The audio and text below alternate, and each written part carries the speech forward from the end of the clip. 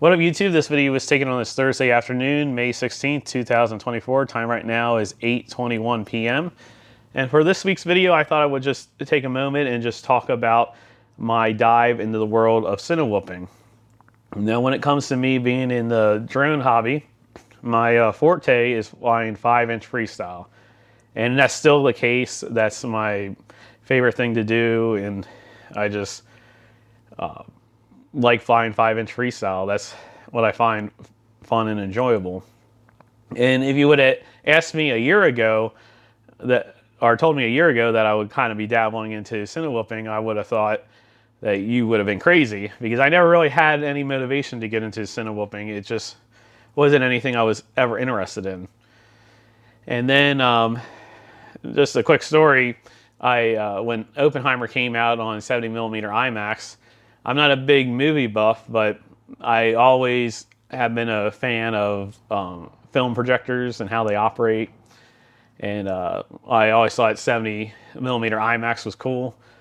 So when that came out, I decided to take the trip down to Fort Lauderdale to see it in 70mm IMAX, which I don't regret taking the trip. 70mm IMAX is a cool film format. But after taking that trip and then leading up to that, I was like binge watching 70mm IMAX, binge watching about that 70mm IMAX, because 70mm IMAX has a very unique aspect ratio. I forget what the aspect ratio is. I'll post it in this video, but it's closer to like a 4:3, closer to a box video. And it kind of sparked the idea in my mind that maybe I should start experimenting with going more to a 4:3 aspect ratio. And then I had this crazy idea. Somehow that morphed into me saying, you know what, as a project, I'm going to make a film reel of me Cinewhooping. I'm going to make a Cinewhoop film reel in the 70mm IMAX format, just to see, like, going through different places, just to see, what it would turn out like. So that led me down to the road of building this Cinewhoop. Now, before I talk about this, I just want to say, like I said, I always fly 5-inch freestyle, but I did dabble into Cinewhooping a little bit. I built this, and actually you can check my channel. I didn't buy this bind and fly. I actually bought the parts separate and built it. It's a ProTech 25, and I have a CADX Peanut camera on it. And I did build this. I built this because I wanted to start getting into sub 250. I just wanted to like experiment with sub 250, and this is more like a Cinewhoop sub 250. Although at the time I saw people really rip these freestyle, but I never really did too much with it. If I was over a friend's house or at some kind of church gathering and I needed to fly around people, I would get this out and fly it, because obviously it's safe to fly around people. But it never really evolved more than that, because it just doesn't really, I could never get it flying that good. Now, I did decide to take this Cinewhoop serious at one point, and they were building a double Waffle House down the road. Oh, basically there was an old Waffle House, and they built a new Waffle House next to it. And it looked kind of funky because there was like two Waffle Houses next to each other. So I used this to film that, and I did all my research on how to set up the CADX Peanut to give a good video quality, and filming in flat and what have you. And I produced one short of that. And tell you the truth, when I produced that short of that, I was really amazed of how that turned out. I thought, man, that turned out like really cool. It had good crisp video. I got the colors right, in my opinion. So that was fun. But that was pretty much my only experience with Cinewhooping before I had this crazy idea to build this thing. So basically, what I did was, at the time, the Hero 12 was going to come out in like 2 weeks. So I decided to not do my research at all and just pre-order the Hero 12, because I also had a crazy idea that if I had one of the first Hero 12 videos out on YouTube, it would be worth it. I would get views and it would pay for itself. And obviously, whenever I plan my videos ahead like that, they never do too well. So yeah, so the idea was I wanted to build a Cinewhoop drone that could hold a full-size Hero 12 unmodified. Just because I didn't want to deal with the naked GoPros or the bones or anything. I just didn't want to deal with that. I just wanted to be able to put a full-size Hero 12 in, unmodified, and forget about it. So I said, okay, I'm going to build a drone that can hold a full-size Hero 12.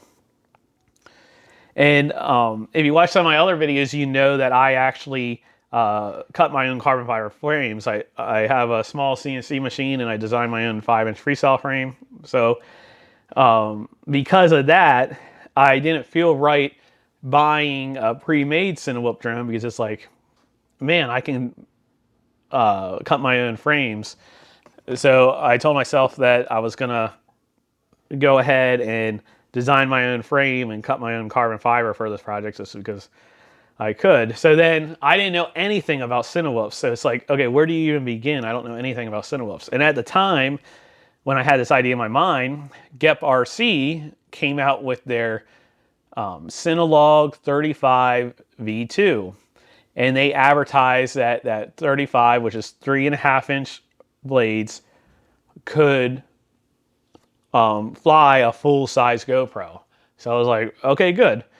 So I watched, at that point in time when that drone came out, every YouTuber got a free one and they were posting about how good it was. And they all had really good reviews.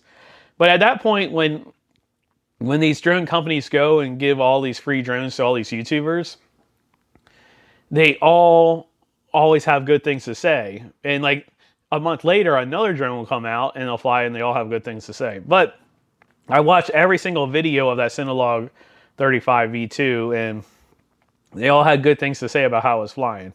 And like I said, I had no idea like what KV motor to use or all this stuff. So I just decided that I was going to throw all caution to the wind. I don't even know if that's a right statement. Throw all caution to the wind. I had to look that up. But that's what I want to say. I decided to throw all caution to the wind and just design my drone off the powertrain of the Gep RC Cinelog 35. So that's exactly what I did. The all-in-one flight controller and the motors are from the Gep RC 35 V2. And I had an extra Vista unit with a DJI camera because when they were going out of stock, I stocked up on them because I actually don't regret doing that, stocking up on those Vistas with the DJI camera. So I threw that in there.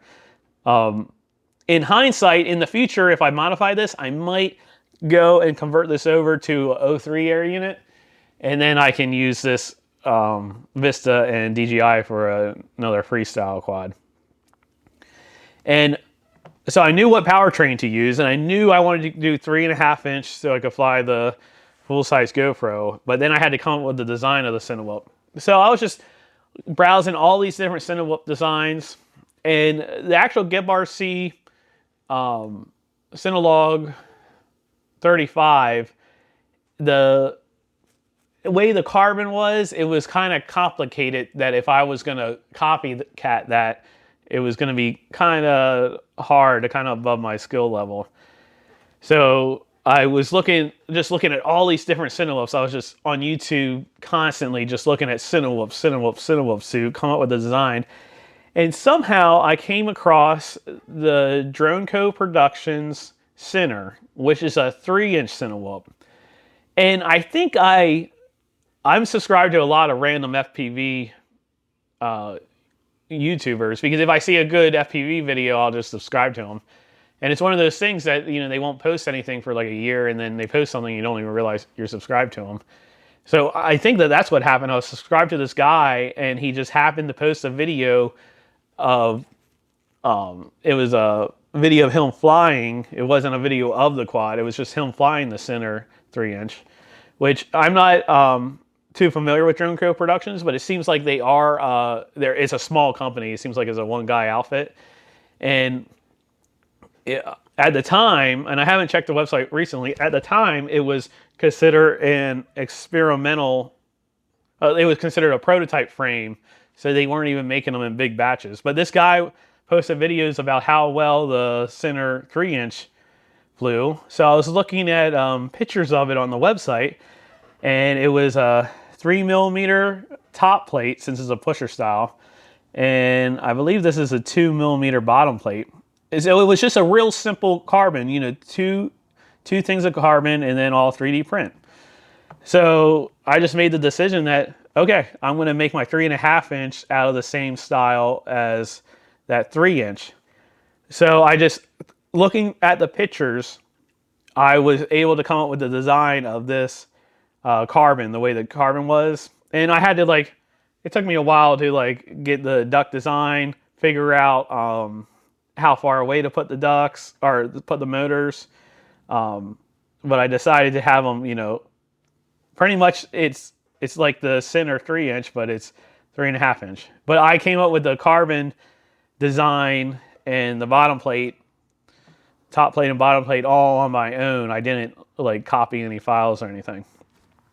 So the advantage of doing it that way is he had all the 3D prints for that center on Thingiverse.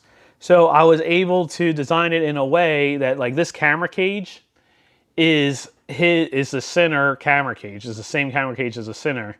So that's very well designed. They have inlets for all the screws. You know, he already had all the hard work planned out. So I was able to design the frame to accept that. And even with the GoPro mount, this is the center GoPro mount. Now for a while there, I flew, he had it so it's set up, so the actual GoPro mount, the 2 tabs. So this part would just accept the 2 tabs and you put a screw through it. And I was flying it like that for a long time till recently, and I'll talk about that. And then I went back and found that he had an actual real GoPro mount, and I printed that out and used that. And then, so pretty much, that's the only 3D prints I have taken from that, is the GoPro mount and the camera cage. The ducts I 3D printed myself, designed and 3D printed myself.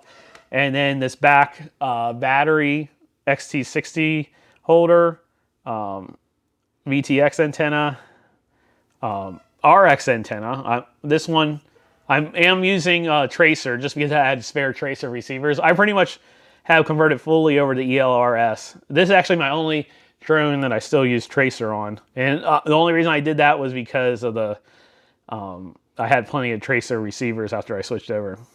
And then I put a GPS on here.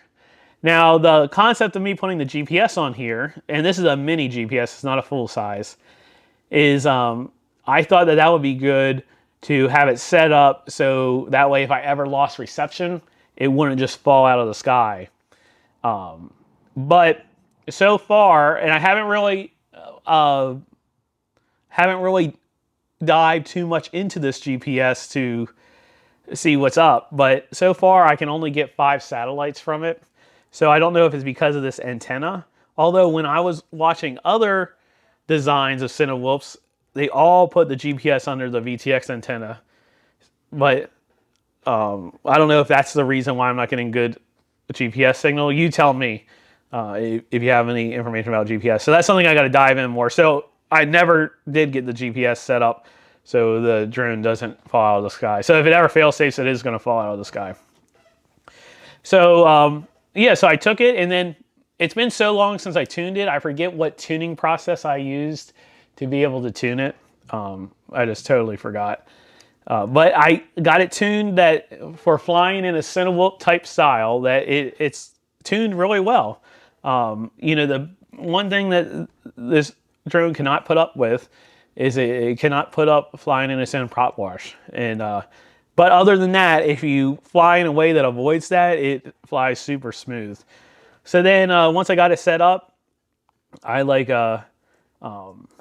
took it on oh yeah, I went up to Maryland to visit my parents, so I took it up there and experimented with flying Cinewhoop.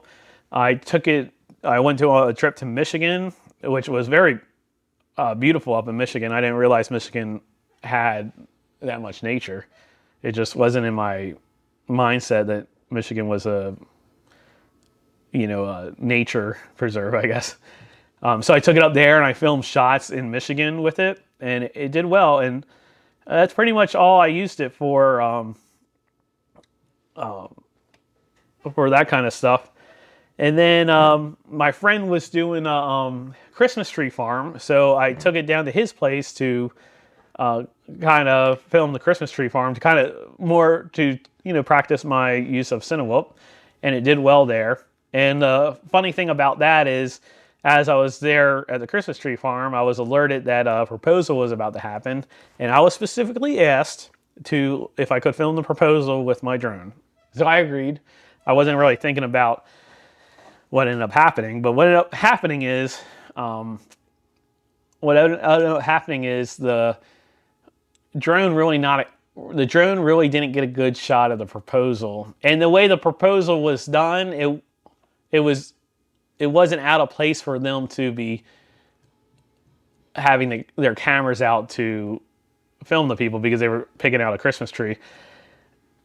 So what ended up happening was the drone ended up not getting a good footage of the proposal, but this thing is loud. Oh yeah, so I bought different type of propellers to try out on it, but tell you the truth, I put these 4-blade propellers on it, and I haven't switched yet. They seem to work fine, so I didn't experiment with the other ones I bought. But it is loud. This thing screams. It just does nothing but scream. There's really high kV motors on it.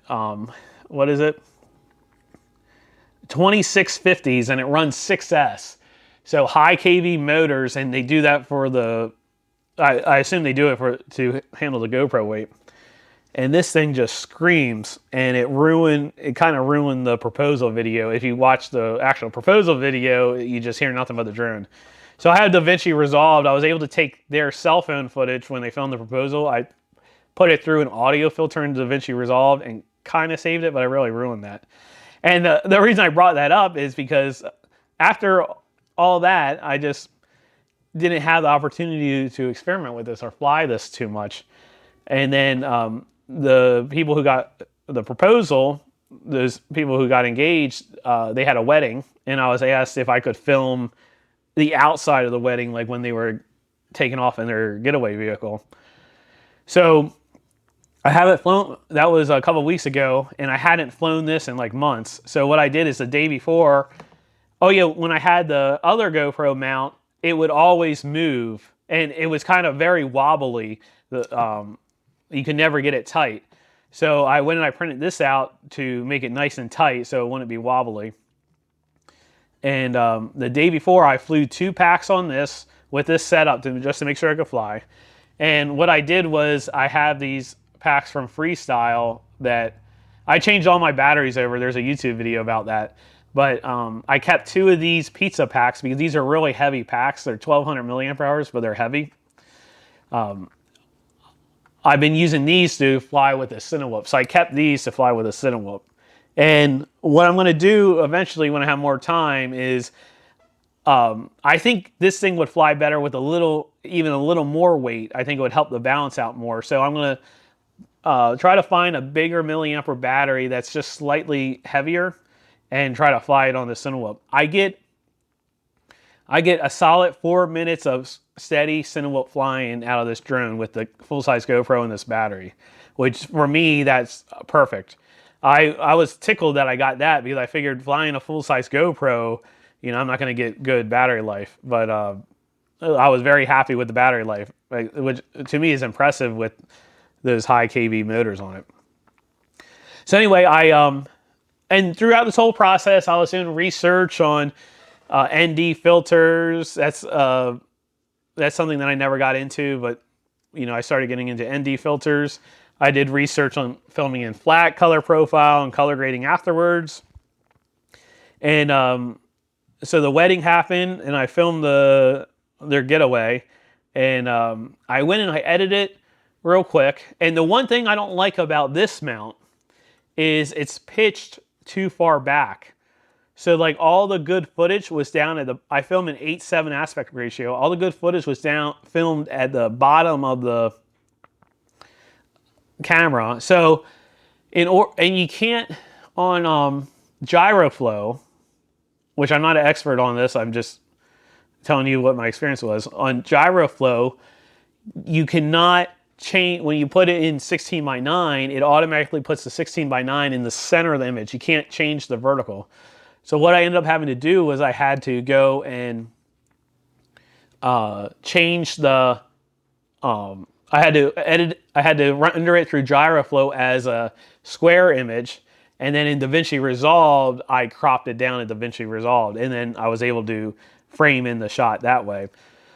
So the only other option, there's two holes here. The only other option is to put the camera perfectly 90 degrees, looking straight. And I think that would be too out of frame.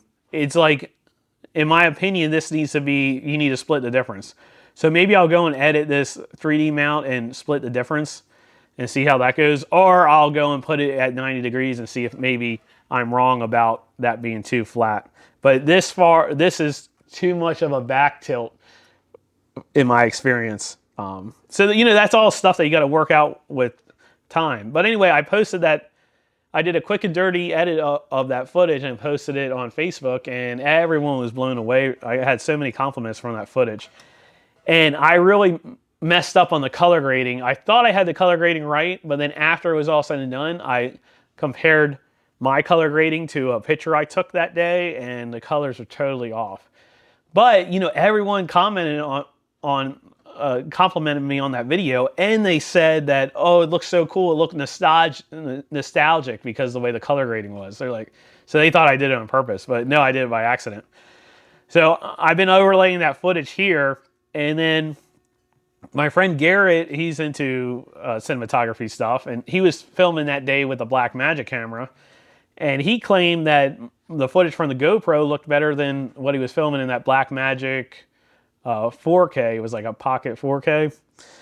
But he went and he color graded it himself, and he did a really good job color grading. So that's another thing in this world of Cinewhooping, diving into the world of Cinewhooping. I want to get better at color grading. Watching color grading videos is kind of frustrating. It's either they're really short and they don't tell you anything, or they're really long and they go so in depth that it kind of goes over your head. It's hard to find a happy medium of understanding color grading.